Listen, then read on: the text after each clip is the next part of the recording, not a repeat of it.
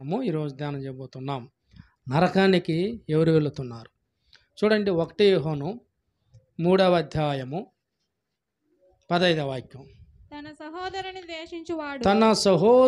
ద్వేషించువాడు నరహంతకుడు ఏ నరహంతకుని యందును నిత్య జీవము ఉండదని మీరెరుగదో. దేవుని యొక్క వాక్యము చక్కగా రాయబడి ఉన్నది. ప్రియమైన దేవుని బిడ్డలారా, ఇక్కడ దేవుడు ఏమంటున్నాడు? తన సహోదరుని దేశించేవాడు, తనతో పుట్టిన సహోదరుని దేశించినవాడు, లేదా సంఘంలో అభిషేకం పొంది ఒక ఐక్యం ఉండే సహోదరుని దేశించినవాడు, వాడు మరి నిత్య జీవానికి వెళ్ళాడంట. వాళ్ళు ఏముంటున్నా? విరోధ భావం ఉంటున్నది, వాళ్ళ దేశం ఉంటున్నది, వాళ్ళ కలహం ఉంటున్నది, వాళ్ళ క్షమించే గుణము లేదు. ప్రభు ఏమన్నాడు?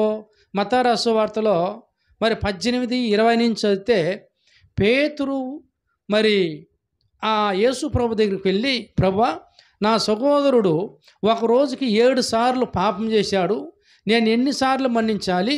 7 సార్లు మన్నించానని చెప్తే ప్రభు ఏమన్నాడు? పేతురు, 7 మాత్రం కాదు కానీ 7కు 70,000 మార్గం నువ్వు మన్నించాలని చెప్పాడు. దేవుని యొక్క వాక్యం జీవగలిగిన వాక్యం ఉంటున్నది. అయితే వాక్యాన్ని ఎరిగిన ఒక దైవశాఖుడు, ఒక పాస్టరు, అభిషేకం పొందిన వ్యక్తి, 2000 ఆత్మలు కలిగిన సంఘము బోధకుడు. చూడండి ప్రియమైన వాళ్ళరా, అతని దగ్గర ఒక అసిస్టెంట్ పాస్టర్ ఉన్నాడు.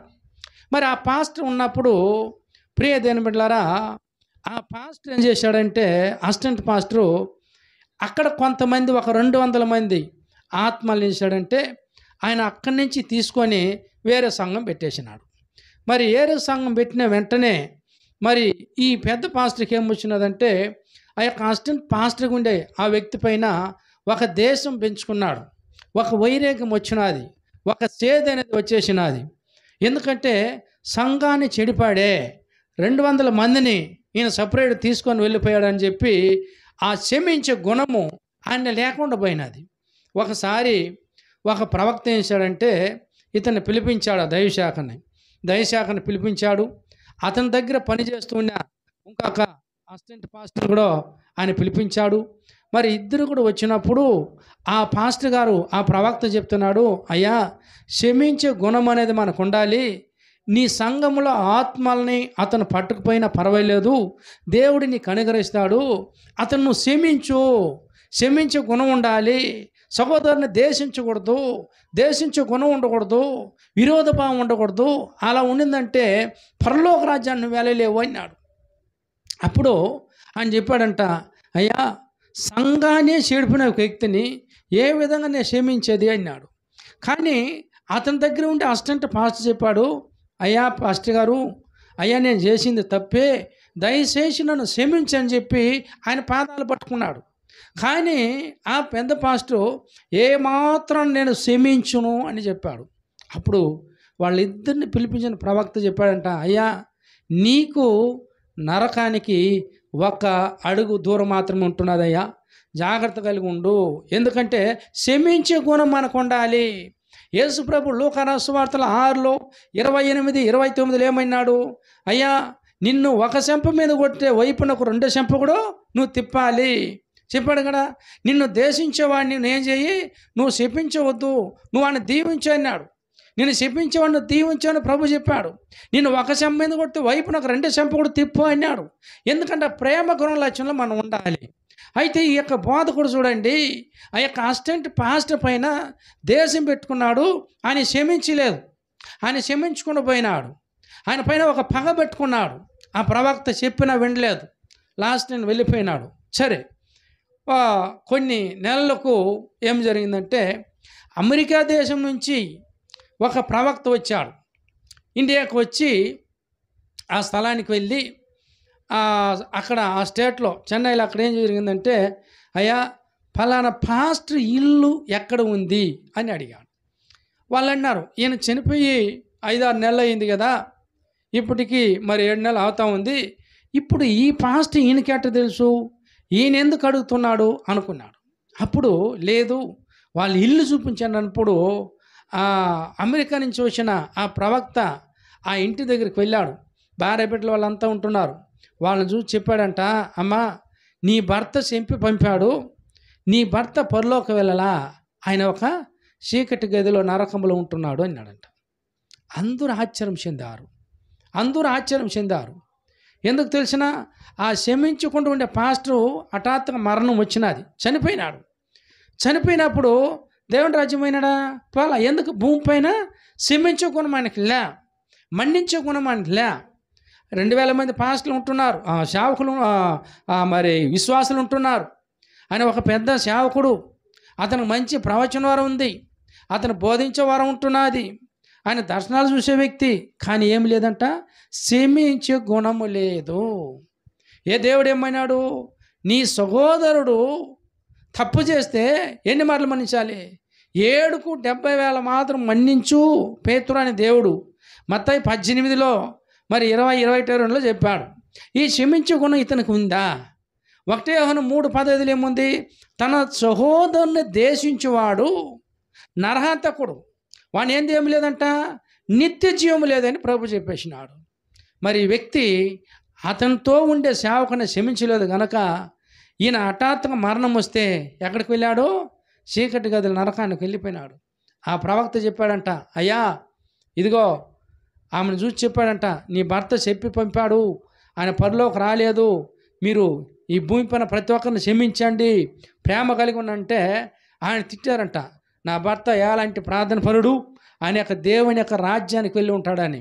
ఆయన చెప్పాడంట, ఆయన గదిలో ఈయన ప్రార్థన చేస్తూ ఉంటున్నాడు, గంటల తరబడి ప్రార్థన చేస్తాడు ఆయన. ఆ ప్రవక్త ప్రార్థన చేస్తూ ఉన్నప్పుడు ఒకసారి ఆ గదిలో భయంకరమైన వెలుగు ప్రకాశం వచ్చినది.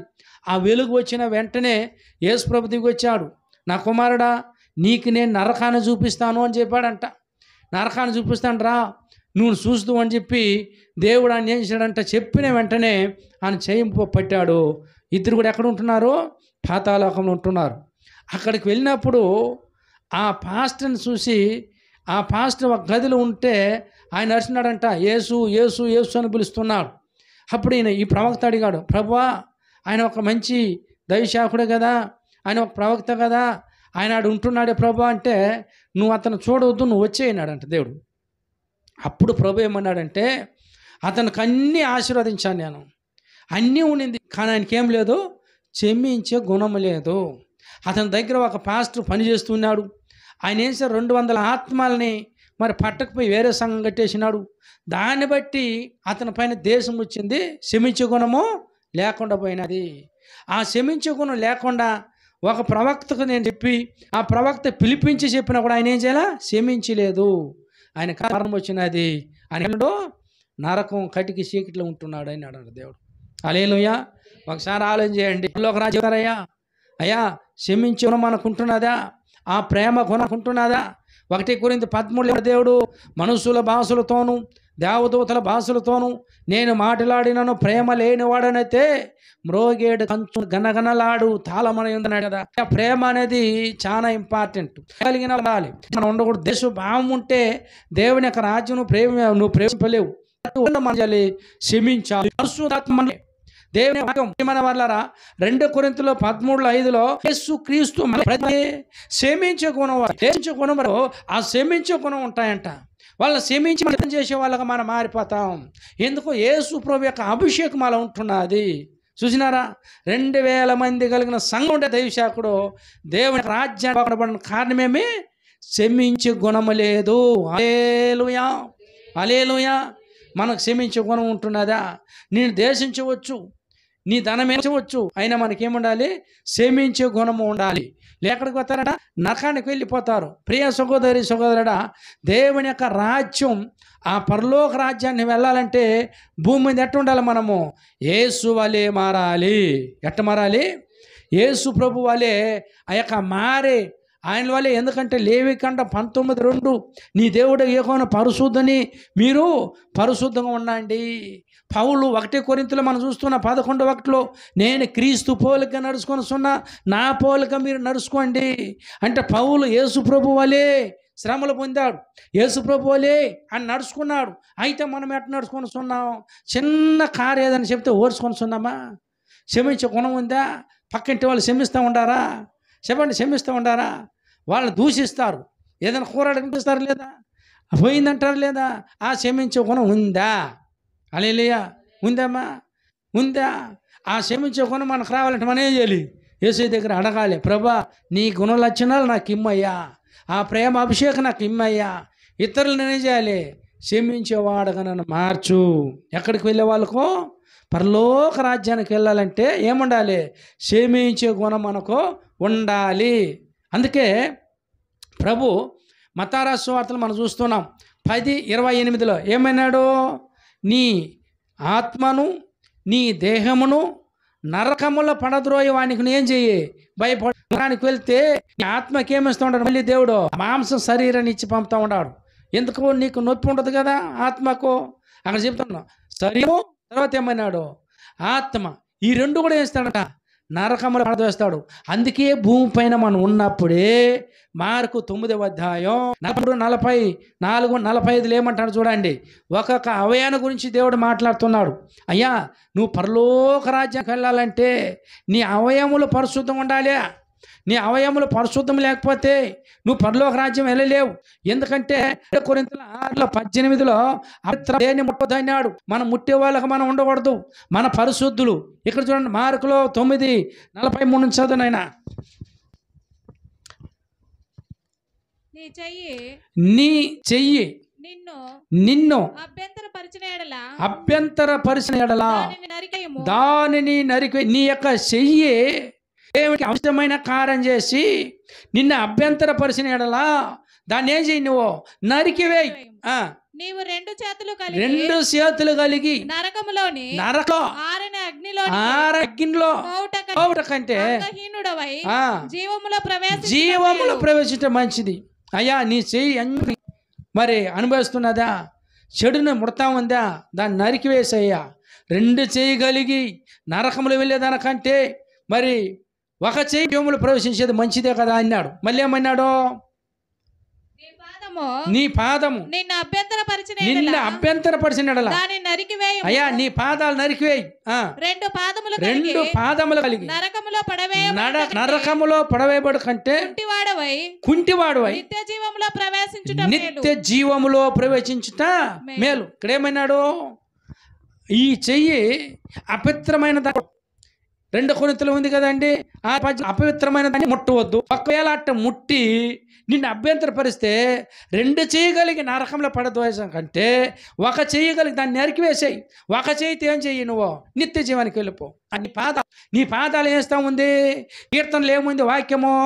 మరి ఒకటి దుష్టుని ఆలోచన నడవక, పాపుల మార్గమున నిలవక, అపహాసాలు కూర్చుని చోట కూర్చుండక, యెహోవా ధర్మశాస్త్రం ముందు ఆనందించు దీవరాత్రములు దాన్ని ధ్యానించేవాడు ధన్యుడు అన్నాడు. అంటే నీ యొక్క పాదాలు ఏం చేస్తున్నది? దుష్టుని ఆలోచన నడుస్తూ ఉంది, పాపుల మార్గం నిలుస్తూ ఉంది, అపహాసాలు కూర్చుండే చోట అది కూర్చుండి ఉంది. కాబట్టి నీ పాదాల దుష్టునికి సాతాను సంబంధించిన ఎండ్ల దగ్గరికి పోతూ ఉండిందంటే దాన్ని అయ్యా నరికివేసయ్యా. అయ్యా, 2 కాళ్ళు కలిగి నరకానికి వెళ్ళేదానికంటే ఒక్క అంగహీనుడిగా ఉండి ఒక్క కాలు కలిగి నిత్య జీవానికి పరలోకానికి వెళ్ళేది మంచిదే కదా. అంటే ఏమన్నాడు? నరికివే అంటే నరకడం కాదు, కానీ దాన్ని కంట్రోల్ చెయ్యి. వెళ్ళకుండా నీ చేతిని అపవిత్రం ముట్టకుండా నువ్వు కంట్రోల్ చేయి, నిర్ణయించుకో. అపవిత్రమైన వాళ్ళ ఇండక పోకుండా నువ్వు నిర్ణయించుకో. నీ కన్ను నిన్ను అభ్యంతరపరిచిన దాన్ని తీసి అయ్యా, నీ కన్ను అభ్యంతరం దాన్ని తీసి పారేయి. 2 కన్నులు కలిగి నరకములో పడవేయబడు కంటే ఒంటి కన్నులు కనవాలాడై దేవుని రాజ్యంలో ప్రవేశించుట మేలు. చూసిన నీ కన్ను అభ్యంతరపరిచినలా. మత్తయి రాసిన సువార్తల 5:28 ప్రభు అయినవాడు ఆయన ఏమన్నాడు? అక్కడ ఒక స్త్రీని మోహాబుతో చూసు ప్రతివాడు అప్పుడే తన హృదయమందు వ్యభిచారం చేసిన వాడు అన్నాడు. ఇక్కడ యేసుప్రభు ఏమన్నాడయ్యా? నీ కంటిలో నువ్వు పాపం జరుగుతూ ఉందా? నీ కంటి చూపులో వ్యభిచారం చేస్తూ ఉండవా? నీ కంటి చూపును కంట్రోల్ లేకుండా పోతున్నదా? నీ కన్ను ఒకటి పెరికి ఏసై. ఎందుకంటే 2 కన్ను కలిగి నువ్వు నరకములు వెళ్ళేదానికంటే ఒక ఒంటి కన్ను కలిగి నీ జీవంలో ప్రవేశించింది మంచిది కదా. అంటే ఏమంటున్నాడంటే ఆ కన్నులను కూడా యేసు రక్తంలో కడగాల.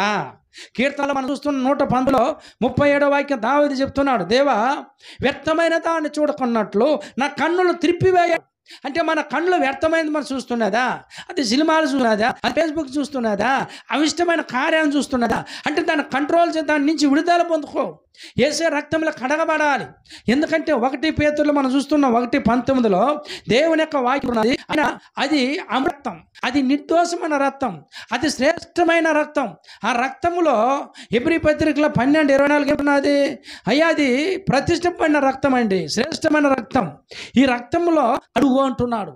1 ఆయన కుమారుడని యేసుక్రీస్తు ప్రతి పాపను మిమ్మల్ని ఏం చేయను, కడుగును పవిత్రపరచిన వాక్యం ఉంటున్నది. దాంట్లో కడగబడిన వాళ్ళగా మనం ఉండాలి.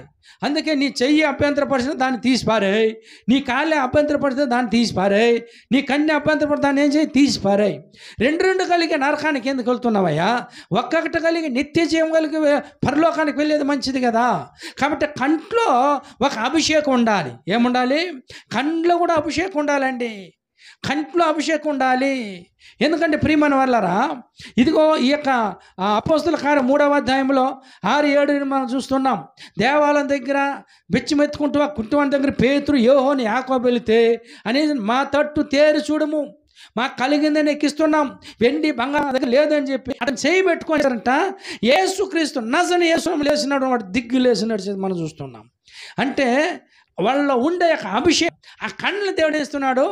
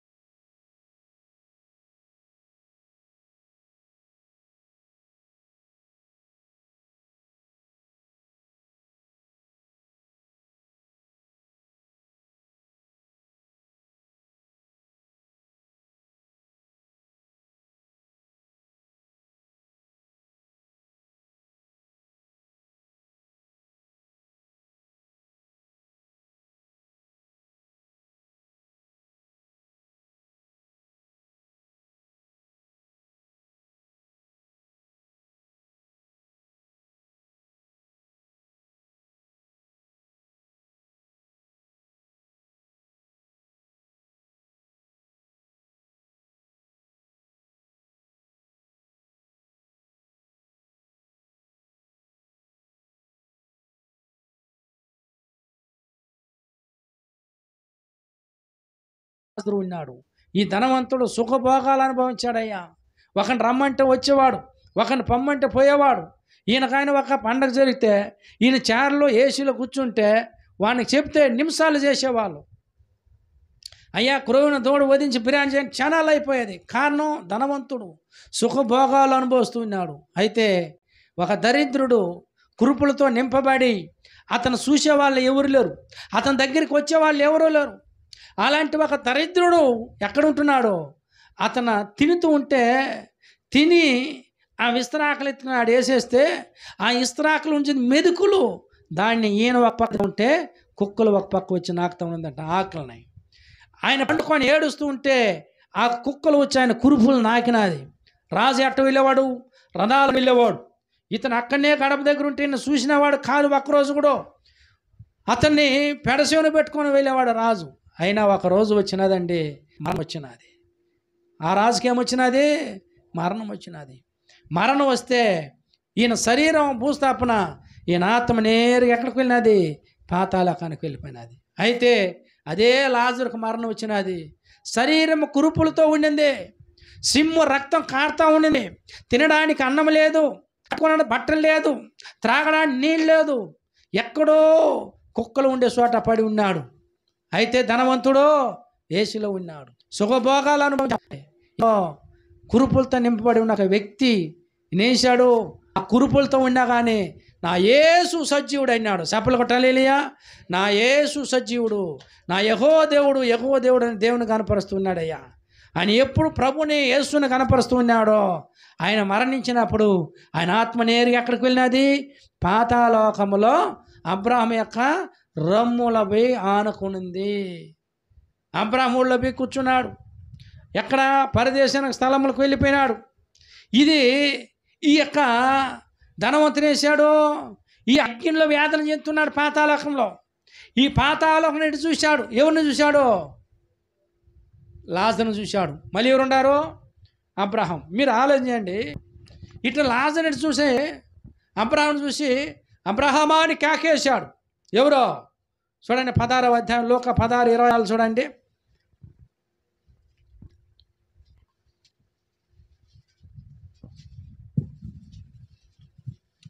16:24. తండ్రివైన అబ్రహామా నా మీద కనికరపడి తన వ్రేలు కొన నీళ్ళలో ముంచి నా నాలుకను చల్లార్చుటకు లాజరును పంపుము. నేను ఈ అగ్ని జ్వాలలో వేదన పడుచున్నానని కేకలు వేసి చెప్పాను. అబ్రహాము, కుమారుడా, నీవు నీ జీవిత కాలమందు నీకు ఇష్టమైనట్టు సుఖము అనుభవించితివి, నీకు ఇష్టమైన సుఖభావాలు అనుభవించావు. అలాగనే లాజరు కష్టం అనుభవించాను. జ్ఞాపకం చేసుకో. ఇప్పుడైతే వాడు ఇక్కడ నెమ్మది పొందుచున్నాడు. నీవు వేదన పడుచున్నావు. అంతేకాక ఇక్కడ నుండి మీ యొద్దకు దాటగోరు వారు దాటిపోనట్లును అక్కడి వారు మా యొద్దకు రాకున్నట్లు దాటి రాజాలనుకుంటున్నట్లును మాకును మీకును మధ్య మహాదం ఉంచబడి ఆఘాతం ఉంటున్నది. ఏముంటున్నది? అయ్యా, లాజరు అబ్రహాములో కూర్చున్నాడు. ధనవంతుడు ఎక్కడుంటున్నాడు? పాతాళలోకంలో అగ్నిలో వేదన చెందుతున్నాడు. ఈ అబ్రహామును చూసి ఏమన్నాడు? ఆయన తండ్రివైన అబ్రహామా అన్నాడు. ఎవరనింది? తండ్రివైన అబ్రహామా అని ఎవరు పిలిచింది? ధనవంతుడు పిలిచాడు. ఈ ధనవంతుడు తండ్రివైన ఈ అబ్రహాము ధనవంతునికి ఎట్ట తెలుసు అంటే, ఈ ధనవంతునికి భూలోకంలో పరిశుద్ధంగా ఉండాలని తెలుసు. అబ్రహాము గురించి తెలుసు ఆయనకు. ఎవరికి? ధర్మశాస్త్రం గురించి తెలిసి కూడా ఏం చేశాడు? లోకాన్ని ప్రేమించి. ఎవరిని ప్రేమించాడు? లోకాన్ని. ఇప్పుడు ఈ ధనవంతుడికి తెలిసే కదా ఈయన అబ్రహామా, తండ్రివైన అబ్రహామా అంటాడు. అయ్యా దయచేసి లాజరును పంపయ్యా. ఎందుకు తెలిసిన? భయంకరమైన అగ్ని వేదన. ఈ వేదనలో తట్టుకోలేకుండా ఉంటున్నా ఆ యొక్క లాజరు వస్తే తన బొటన వేలు నీళ్లతో ముంచి నాలుకను చల్లాడితే చాలయ్యా కేక వేశాడంట. అబ్రహాం ఏమన్నాడు తెలిసిన? నైనా నీకును మాకును ఒక పెద్ద ఆఘాతం ఉంటున్నది, మేము అక్కడికి రాజాలం. భూలోకంలో సుఖాన్ని అనుభవించావు, అయితే ఇక లాజరు దుఃఖాన్ని అనుభవించాడు, శ్రమలు అనుభవించాడు, ఇక్కడ సుఖాన్ని అనుభవిస్తున్నాడు. ఏమన్నా తెలిసిన అయ్యాటే నాకెన్ని కుదరలో 5 మంది ఉంటున్నారు, వాళ్ళని బతకడానికి మృతులో నుండి ఒకటి వెళ్ళితే మంచిదా అన్నాడు. నో, మృతులు వెళ్ళినా ఎవడు నమ్మలేడు, కానీ ఉన్నారు. మోసే ఉంటున్నాడయ్యా, ప్రవక్తలు ఉంటున్నారు, ఏలే ఉంటున్నారయ్యా, వాళ్ళ మాట విన్నవాడు ఏం చేయలేరు అనేసినాడు. చూసినారండి, అనేక రహస్యాలు దేవుడు బయలుపట్టిస్తున్నాడు. ఇక్కడ లాజరు నాతో ఏం చేస్తున్నాడు? సుఖాన్ని అనుభవిస్తున్నాడు. అయ్యా, భూలోకం సుఖం కావాలన్నా లేదా పరలోకం నీకు కావాలని ఒకసారి ఎంచుకో. సహోదరుని ప్రేమించని, తన తోడి ప్రేమించని ఉంటున్నాడు. ఒక ప్రవక్తున్నాడంట, పాతాళంలో ఒక గదిలో పెట్టి ఉంటున్నాడు దేవుడు, నరకంలో. ఆ ప్రవక్త చూపించాడు దేవుడు. మళ్ళీ ఆ ప్రవక్త దేవుడిని అడిగాడు, అప్పుడు జరిగిందని ప్రభు చెప్పాడు. మళ్ళీ మనం ఎక్కడికి వెళ్దాం? భూలోకానికి వెళ్దామంటే వెంటనే భూలోకానికి వచ్చాడు. అయితే ఈ సహోదరు మనం చూస్తున్నాం, యవన కన్నిక. దేవుడు ఈ యొక్క నరాన్ని చూపించాడు. తర్వాత ఏం చూపించాడు? పరలోకాన్ని చూపించాడు అమ్మాయికి. ఒకసారి ఆలోచన చేసి చూడండి అయ్యా, దేవుని రాకడ సమీపం అయిపోయినది. ఆయన గడప దగ్గర నిల్చుకొని ఉంటున్నాడు. దేవుడు చెప్పిందంతా జరుగుతూ ఉంది. మెగ్దోని యుద్ధం జరగబోతున్నది. హెజ్కేలు 38వ అధ్యాయం జరుగుతూ ఉంది. అన్నీ ఒకటి సమకూడి వస్తూ ఉంది. ఏమారిపోవద్దు. నీ ఆత్మను రక్షణలు తీసుకురావాలి, పరిశుద్ధకును సమర్పించుకోవాలా, భూమిపైన సమాధానాలు ఉండాలి, ప్రేమించేవాడుగా ఉండాలి, ధనాన్ని యేసైన ఆశ్రయించు, నీ యేసుని వేదిక వెళ్ళి అంటున్నాడు. ఏమాలి పరలోకం కావాలంటే యేసుని అంగీకరించు. ప్రియమైన వాళ్ళారా, ఇప్పుడు మరణించిన ఆత్మ ఎక్కడ ఉంటున్నది? పరదేశ స్థలానికి పోతున్నది. కింద యేసే గ్రంథం 66:14 చెప్పన్నట్లు కింద భక్తం ఉంటున్నది. ఏముంటున్నది? దాని పైన ఏముంటున్నది? కటికి చీకటి ఉంటున్నది. యోధక 2 పేతురు 2వ అధ్యాయం 4వ వాక్యం ఏముంటుంది? కటిక చీకటి. ఆ కటిక చీకటి ఎవరు ఉంటున్నారు? బిలాములో ఈ యొక్క పాపం చేసిన దేవదూతను దేవుడు పెట్టినాడు. పైన ఏముంటుంది? ఒక పక్క పాతాళం ఉంటున్నది. ఏముంటున్నది? పాతాళం. ఈ పాతాళ అధిపతి ఎవరు? ఇక మనం చూసి 9:11 అబద్ధం అని, మళ్ళీ అపోల్లో అబద్ధం అని పేరు. పక్కన ఏముంటున్నది? ఆఘాతం ఉంటున్నది. ప్రస్తున్నాం మరి 20లో 1 యొక్క ఆదామును దేవుడు పెట్టి ఉంటున్నాడు. దాని పక్కన ఏముంటున్నది? పరదేశ స్థలం ఉంటున్నది. ఏముంటున్నది? ఆ పరదేశం ఉంటున్నది. ప్రియమైన వాళ్ళరా, ఈ పరదేశిని దేవుడు చేశాడంట. మరి 2 కొరింథీయులో 12 2, 3, 4 చెప్పినట్లు 3 ఆకాశంలో ఉంటున్నది. ఏముంటున్నది? 3 ఆకాశం వెళ్ళినది. ఇప్పుడు అక్కడ నుండి దానిపైన ఏముంటుంది? భూలోకం ఉంటున్నది. ఏముంటున్నది? ఇది భూమి, భూలోకం. మరి మత్తయి 5:34 నుంచి మనం చూస్తుంటే, ఆకాశం ఏమన్నాడు? నామ సింహాసనం. భూమి నా పాద పెట్టమన్నాడా? యెరూషలేము మహారాజు పట్టమన్నాడు. దీనిపైన ఏముంటున్నది? మహా ఆకాశం ఉంటున్నది. 1 రాజులు 8:27 దానిపైన భూమి పైన ఏముంటున్నది? ఆకాశం ఉంటున్నది. ఏముంటున్నది? దాన్ని ఏమంటారు? ఆకాశం. మత్తయి సువార్తలో 5:25 నుంచి 30 చూస్తున్న ఆకాశ పక్షం చూడండి అన్నాడు కదా, ఆకాశం. దానిపైన ఏముంటున్నది? మహా ఆకాశం ఉంటున్నది. 1 రాజులు 8:27 దానిపైన ఏముంటున్నది? దానిపైన ఏముంటున్నది? పరమాకాశం. 1 రాజుల్లో 8:27 మహాకాశం అనేది కీర్తన 148 4వ వాక్యం. హల్లెలూయా.